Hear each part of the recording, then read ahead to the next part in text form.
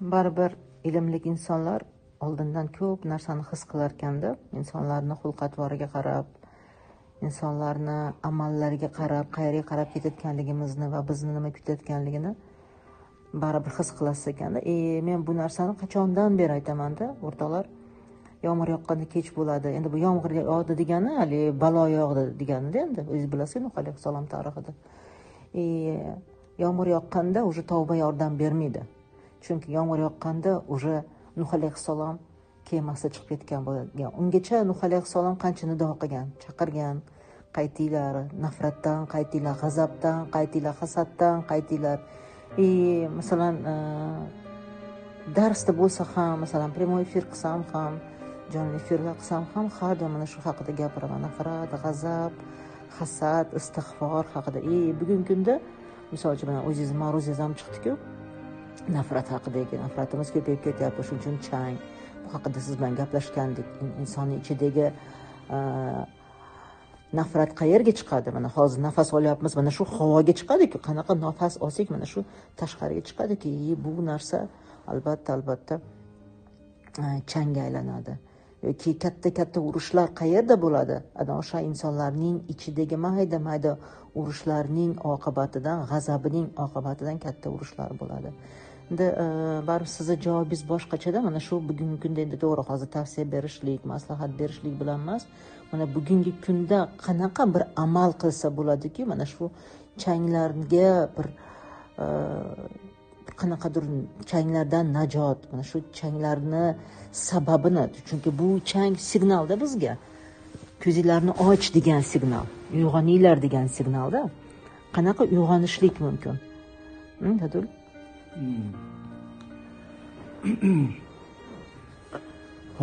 Bismillahirrohmanirrohim. Allohga hamdlar bo'lsin. Rasululloh sallallohu alayhi vasallamga salovat durudlarimiz bo'lsin.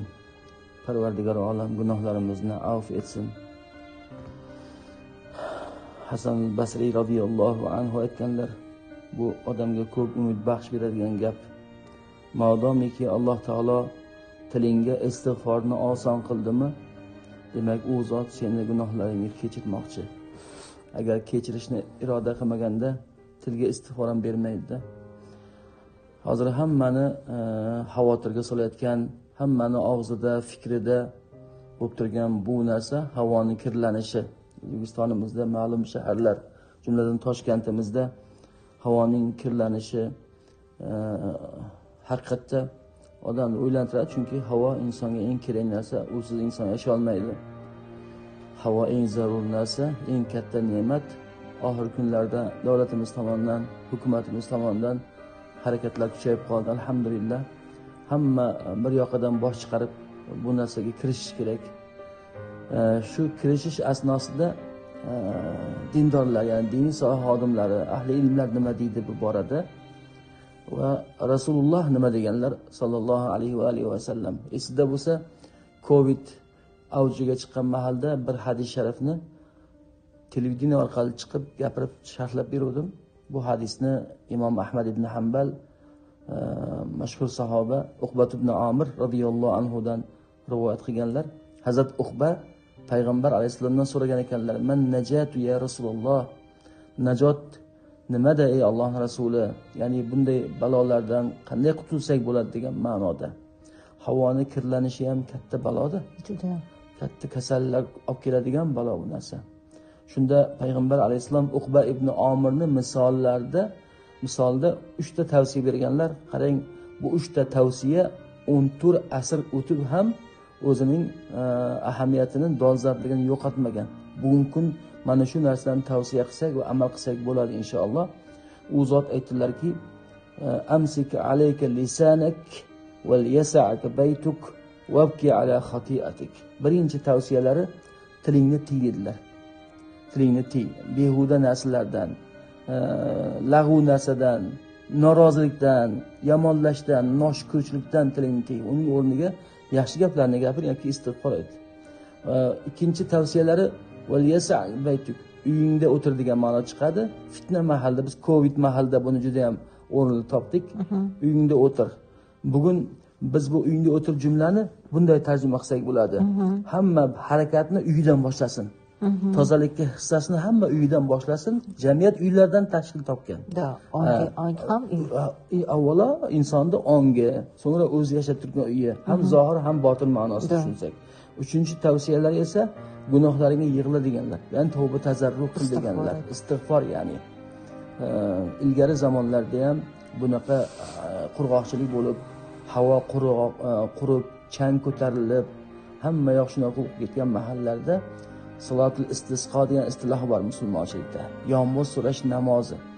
Faqat bizning Hanafiy mazhabida Imom Abu Hanifa rahmatullohi alayh yomg'ir so'rash namozi deganda duo deganlar. Yomg'ir so'rash duo qilinadi. Bizda tartibda namoz jamoa bo'lib yomg'ir so'rab namoz o'qilmaydi-da, jamoa bo'lib yomg'ir so'rab duo qilinadi va istig'for aytiladi. Salatul istisqo nima deb Abu Hanifadan so'raganlarida duo va istig'for deganlar. Ya'ni odamlar bunday mahallarda juda ko'p istig'for aytish kerak va hamma aytish kerak. Chunki havo hammaniki. Bitta ikkita odam bilan bo'lmaydi.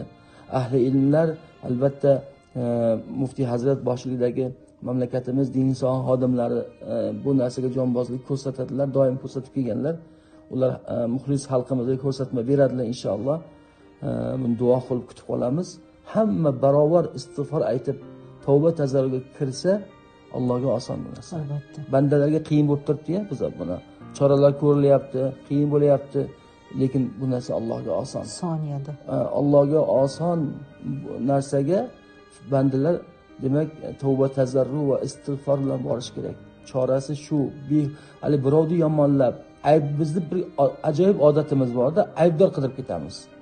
Bunaqa mahalda birovdan ayb, hamma o'zidan ayb qidirish kerakda, tavba tazarruni qilish kerak. Yo'q, koshki ayb qidirsak yechim bo'lsa. U yechim emasda, aybdor qidirish. U go'yoki o'ziga taskin bergandek bo'ladi. Yo'q. Uni foydasi yo'q. Uni o'rniga hamma istig'forga o'tirish kerak. Hamma o'zining oilasidan boshlasin. Xotini, bola chaqasiga bu narsani sadaqalar chiqarilsin, vazifa qilib bersin, sadaqalar chiqarilsin, sadaqalar balolarni daf qiladi deganlar payg'ambar Efendimiz sallallohu alayhi vasallam. Mana shu bu gaplarni gapirar ekanmiz, avvalo o'zimizdan boshlashimiz, biz ham xonim afandi o'zimizdan bu narsani boshlashimiz kerak va boshqalarga bu narsani yetkazamiz. Biz nima qilamiz? Mana shu tozalik uchun eng birinchi istig'fordan boshlaylik. O'zimizni, ongimizni va yashab turgan joyimizni tozalashdan boshlaylik. Ana shunday bog'lanib ketadi inshaalloh. Inshaalloh.